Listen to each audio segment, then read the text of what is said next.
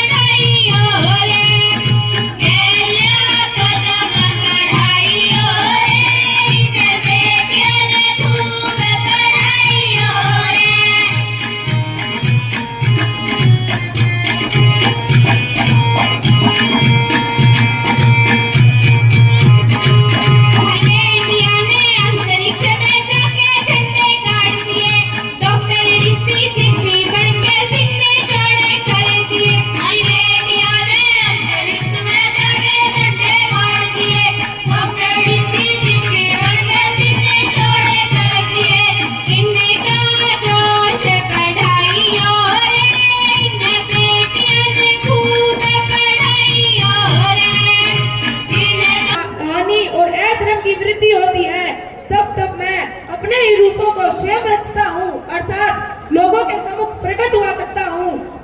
इसी के से उड़ा के सेन भारत है सेनयो उभयो स्थापित वा रथोत्तमम।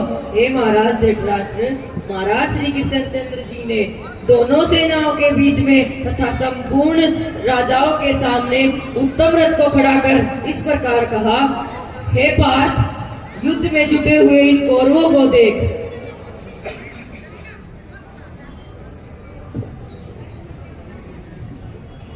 मैं अर्जुन